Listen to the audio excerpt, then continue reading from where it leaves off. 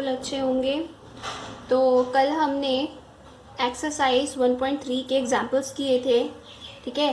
तो आज हम कुछ एक्सरसाइज, मैंने आपको कहा था पहला फर्स्ट क्वेश्चन जो था उसको मैंने कहा था कि आप कर लेना, क्योंकि डिवीजन करना है और बताना कि किस टाइप का डेसिमल एक्सपेंशन है, यानी कि टर्मिनेटिंग है या नॉन टर्मिनेटिंग है। तो आपको एग्जैक्ट ये याद रखना है कि जिसमें भी ये जो वैल्यूज़ हैं, जिसमें भी आपका रिमाइंडर ज़ीरो हो जाए तो वो टर्मिनेटिंग हो जाएगा, जिसमें रिमाइंडर ज़ीरो नहीं होता उसे हम क्या कहेंगे, नॉन टर्मिनेटिंग कहेंगे, ठीक है। तो जो ये वाला वैल्यू है, जो क्वेश्चन नंबर फर्स्ट का जो फर्स्ट पार्ट है वो डायरेक्ट दिख रहा है कि टर्मिनेटिंग है, क्योंकि 0.36 इसका वैल्यू आ जाएगी, जो कि इसका रिमाइंडर क्या होगा, ज़ीरो हो जाएगा। नेक्स्ट मैं 1/11 करके दिखा देती हूँ, ऐसे ही सेम आपको करके देखने हैं, कोई प्रॉब्लम नहीं होगी। बस आपको जैसे बचपन में डिवीजन करते थे ना, वैसे डिवीजन करके देखने हैं।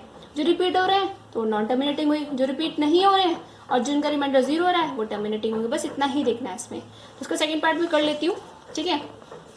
तो चलिए कुछ बताते हैं। इसका सेकेंड पार्ट है 1/11, ठीक है। तो 1/11 को डिवाइड करो भाई, 1 पॉइंट लगाई, ज़ीरो बढ़ाई तब भी नहीं जा रहा, फिर ज़ीरो देंगे और एक ज़ीरो। 11 क्या है, 11 9 जा 99, 99 आ गया। तो यहाँ पे कितना हो गया, 1, फिर ये ज़ीरो ज़ीरो कुछ भी नहीं बचा, फिर पॉइंट लगाई, फिर ज़ीरो बढ़ाई, फिर ज़ीरो, फिर ज़ीरो, है ना। फिर 11 9 जा 99, फिर 1। इस तरीके से क्या देख रहे हो आप कि ये दोबारा रिपीट होते जा रहे हैं, है ना। तो फिर दोबारा बढ़ाई को हमने पॉइंट लगाया, फिर ज़ीरो बढ़ाई, फिर ज़ीरो लेंगे, फिर ज़ीरो बढ़ाएंगे, फिर 9 टाइम्स। तो 0 9 ज़ीरो को छोड़ के 9 0 9 0 9 0 रिपीट हो रहा है बार बार, ठीक है। तो ये क्या हो जाएगा, नॉन टर्मिनेटेड। डेसिमल एक्सपेंशन में क्या लिखेंगे, डेसिमल एक्सपेंशन इज 0.90909090। या इसको हम क्या लिख सकते हैं, रिपीट होता जा रहा है इसको इस तरीके से, तो क्या लिखेंगे 0.090 का बार, क्योंकि 90 क्या हो रहे हैं, रिपीट हो रहे हैं, वही तो रिपीट हो रहा है, ठीक है। So it is a non terminating value, non terminating decimal, sorry, ठीक है।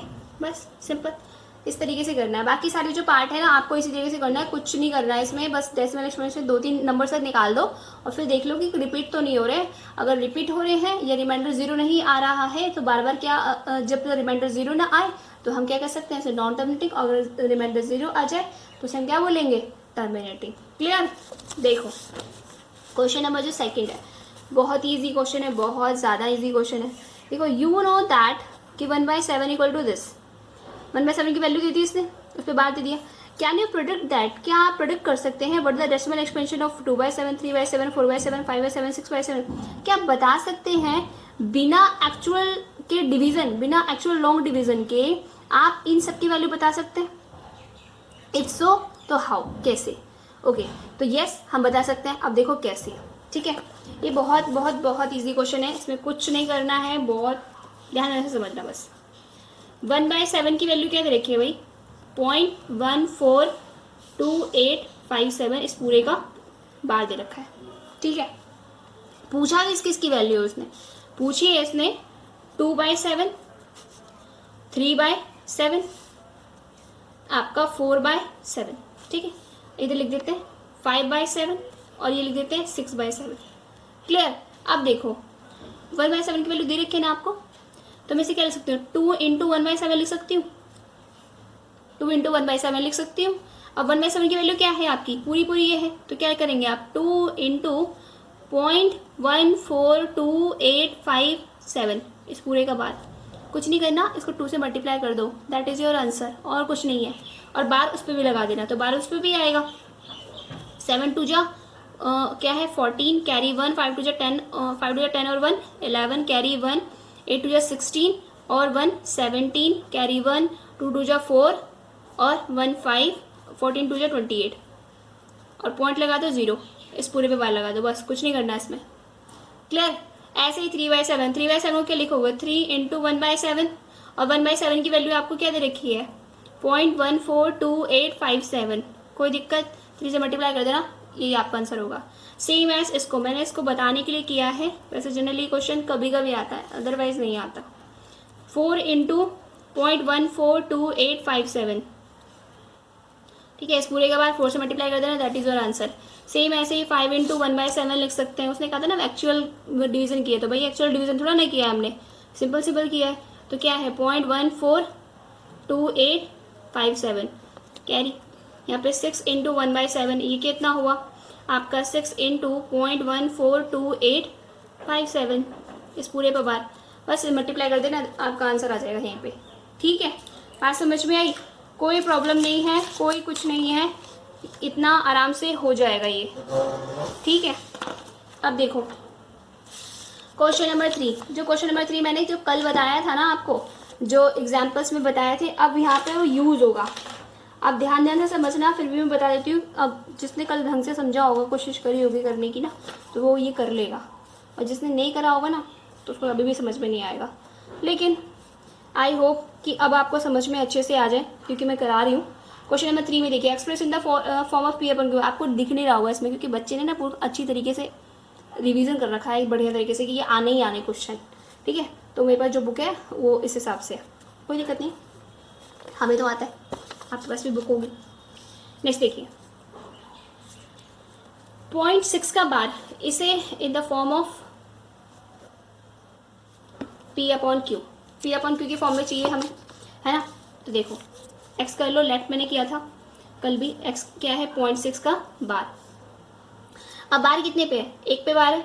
1 पे बार है तो किससे मल्टीप्लाई करेंगे? 10 से मल्टीप्लाई करेंगे। Multiply on both side,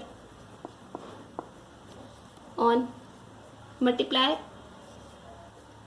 10 on both side. ठीक है, सिंपल। यहाँ पे क्या हो जाएगा 10x, इसको इक्वेशन नंबर फर्स्ट मान लो 10x। इसको क्या लिख सकते हैं 0.66 लिख सकती हूँ मैं, कोई दिक्कत नहीं है, इंटू 10, क्योंकि मुझे सक्सेस क्या हो रहा है, रिपीट हो रहा है, कोई दिक्कत नहीं है। अब देखो 10 से मैंने मल्टीप्लाई किया, 10 से यानी कि 1 0 है, तो डेसिमल पॉइंट कितना नंबर खिसक जाएगा राइट साइड, कितने नंबर, 1 नंबर। तो यहाँ पे क्या आएगा 6.6 का बार इंटू 6.6 दिया जाएगा। इक्वेशन नंबर 2 ये बन गई मेरी इक्वेशन नंबर 2। देन अब क्या करते हैं हम, इक्वेशन 2 में से इक्वेशन फर्स्ट को सब्ट्रैक्ट करते हैं। सब्ट्रैक्ट, ठीक है, इक्वेशन सेकंड माइनस फर्स्ट। तो क्या करोगे 10x लेफ्ट साइड में, राइट साइड में 6.6 का बार माइनस का 0.6 का बार। क्लियर? तो 10 में से 1 गया, कितना बचा 9x। यहाँ पे ये बहुत इजी है, 6.6 का बार 0.6 का बार, बार बार गया, क्या बचा 6 आ गया। x की वैल्यू कितनी आ गई 6/9। 3 के टेबल से काटो, 3 × 6 3 × 9, तो आपकी वैल्यू कितनी आ गई 2/3। That is your answer. Clear? I hope यहाँ तक में कोई प्रॉब्लम नहीं होगी। बहुत ही ईजी क्वेश्चन था ये, पहला एग्जाम्पल कराया था और पहले एग्जाम्पल के जैसा ही है ये।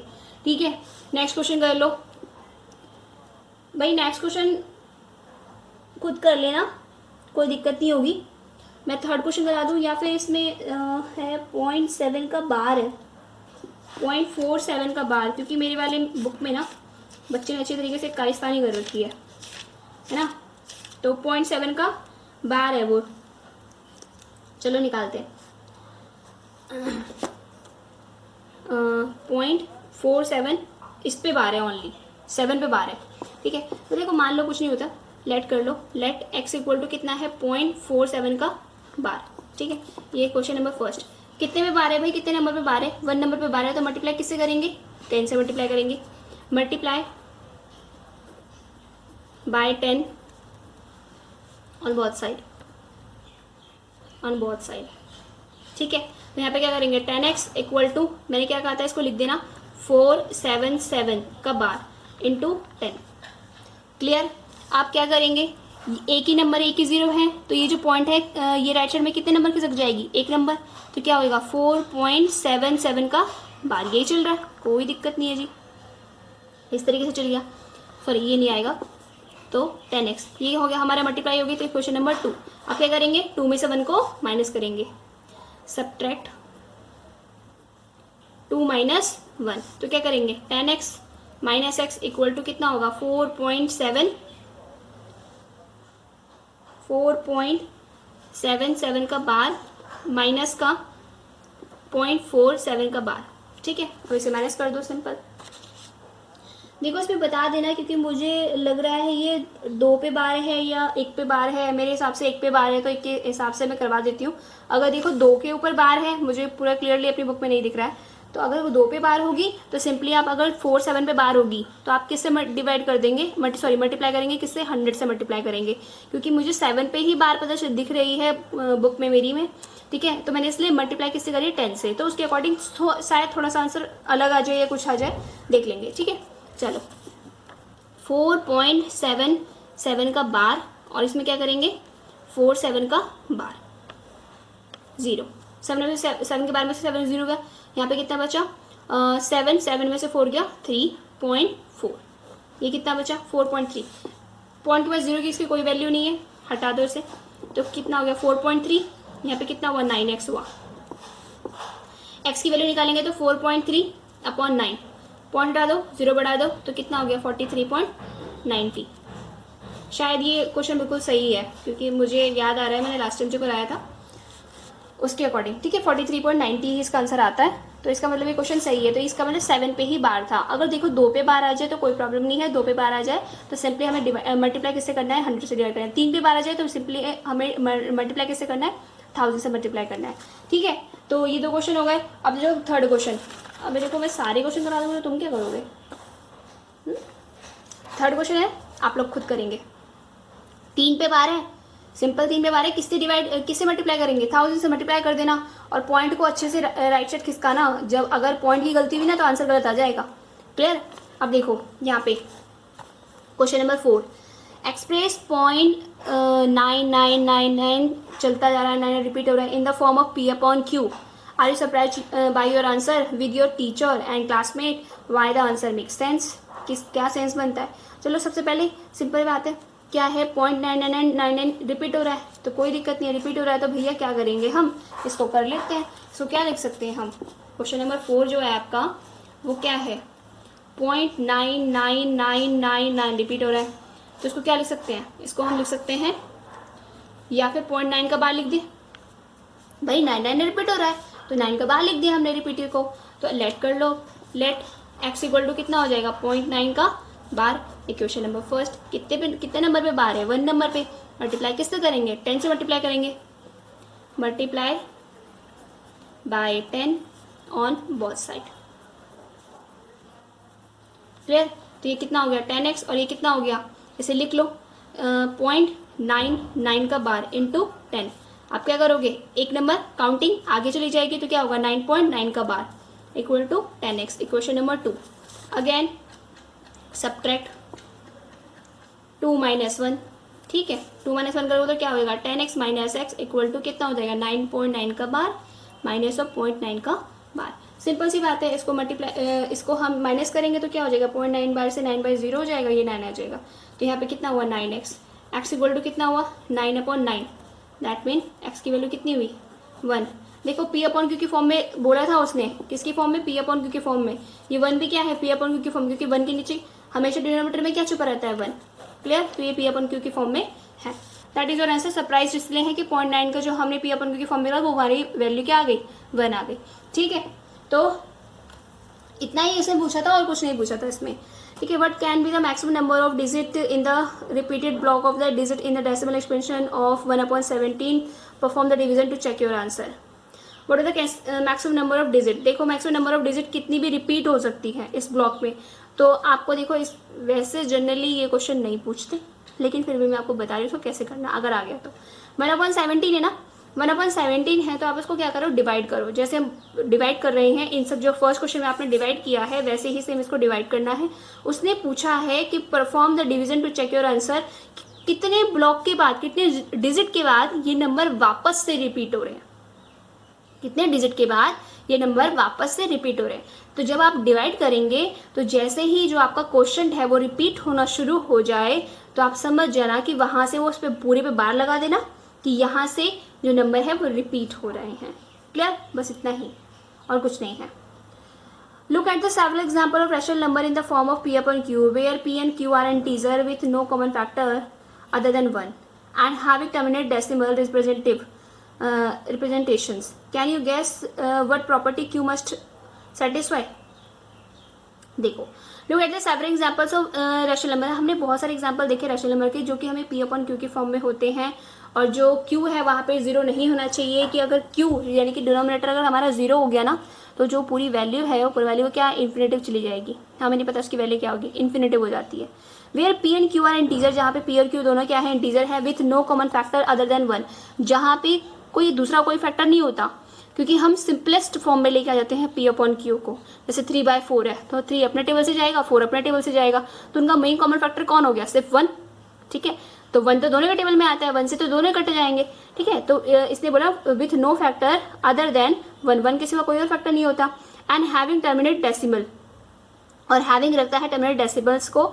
ठीक है, रिप्रेजेंटेशन को। Can you guess what property of Q must satisfy, तो क्या बता सकते कि क्यू की कौन सी मस्ट सेटिस्फाई होगी। भाई क्यू में क्या है, जीरो नहीं होना चाहिए, और हमारा क्या है इन्फिनेटिव नहीं होना चाहिए।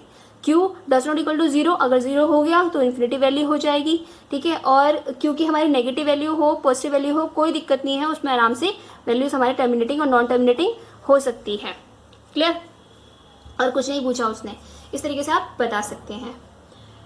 अब देखो राइट 3 नंबर्स, क्वेश्चन नंबर 7 देखिए। Write 3 numbers whose decimal expansion are non terminating non recurring. 3 examples देने हैं, 3 एग्जाम्पल्स देने हैं आपको किसके, whose decimal expansion non terminating non, ये आपने ना नॉन टर्मिनेटिंग नॉन रिकरिंग, इसमें से ना आपने जब सारे करोगे ना क्वेश्चन तो अपने आप ही आपको 3 एग्जाम्पल्स मिल जाएंगे, वो यहाँ पे लिख देना, कोई दिक्कत नहीं है इसमें, क्योंकि हमें 3 एग्जाम्पल्स देने तो आपको जो याद आए वो लिख देने हैं कि जिसका decimal non repeating non terminating. भाई नॉन टर्मिनेटिंग है तो उसका मतलब क्या हो गया, उसका रिमाइंडर कभी जीरो होगा ही नहीं। तो इन दोनों में से 1/11 और 2/11 आई थिंक ये दोनों जो है इसका नहीं होता, क्योंकि 0.99 बढ़ता चला जाता है, और ये 2/11 है, ये उसका 2 टाइम्स है, तो ये भी बढ़ता हुआ चला जाएगा। तो ये दोनों तो भाई नॉन टर्मिनेटिंग पहले से मुझे दिख रहे हैं। बाकी एक एग्जाम्पल और ले लेना कि कौन सा नॉन टर्मिनेटिंग है। क्लियर, आप देखो classify the following numbers is rational और इरेशनल। क्लासीफाई करना है कि इरेशनल है या इरेशनल। देखो 23 रूट 23 मैंने क्या कहा था कि जो रूट वाली वैल्यूज होती हैं वो जनरली क्या होती हैं, इरेशनल नंबर होती हैं। रूट 23 किसी का रूट नहीं होता। अगर आप इसके वैल्यूज निकालने जाएंगे तो इसकी वैल्यूज क्या आएगी, पॉइंट में आएगी, पॉइंट में चलती चली जाएगी, कुछ ना कुछ बचता चलेगा। तो रूट 23 क्या है, क्योंकि ऑड नंबर है, ये प्राइम नंबर है, वैसे भी क्या है ये प्राइम नंबर, इससे अपने टेबल से कटता है, इसीलिए इसे हम क्या कहेंगे इरेशनल। 225 आपने स्क्वायर रूट याद किए होंगे 8th में, स्क्वायर रूट 225 किसका होता है, 15 का होता है। तो ये तो बाहर आ गया रूट, इसका क्या आ गया 15 आ गया। अब ये क्या है 0.3796, इसको पी अपन क्यू के फॉर्म में लिख सकते हैं, यस लिख सकते हैं। तो ये भी क्या हो गया रैशनल हो गया, एक रैशनल 2 रैशनल। अब 0.4747477878, अब देखो बार बार रिपीट हो रहा है, इसमें डॉट डॉट लगा हुआ है, इसका मतलब ये रिपीट हो रहे हैं बार बार, आगे बढ़ता जा रहा है, तो क्या हो गए इरेशनल हो गए। क्या हो गए इरेशनल। देन 1000 फिर 30 40 ऐसे करते करते रिपीट हो रहा है, यानी कि नॉन टर्मिनेटिंग हुए तो क्या हो गया इरेशनल। क्लियर, यहाँ तक में कोई प्रॉब्लम नहीं होगी। अब ये आपकी एक्सरसाइज 1.3 पूरी तरह से कंप्लीट हो गई है। जो क्वेश्चंस मैंने कराए हैं उसको रिपीट करिएगा और क्वेश्चन लिख लीजिएगा, ठीक है। अभी के लिए इतना ही, कल इसके आगे की प्रोसेसिंग करेंगे 1.4, ठीक है। तो अभी के लिए अब भी अच्छे से रिवीजन करो, इसमें से क्वेश्चंस बनते हैं, डेफिनेटली बनते हैं, वो कैसे भी बना के दे सकता है। अगर वीडियो पसंद आई है तो लाइक कमेंट और शेयर जरूर कर दीजिएगा, और अभी तक सब्सक्राइब नहीं किया तो सब्सक्राइब कर लेना, ताकि नोटिफिकेशन आपको उसी समय मिल जाए जिस समय मैं वीडियो डालूँ। Thanks for watching.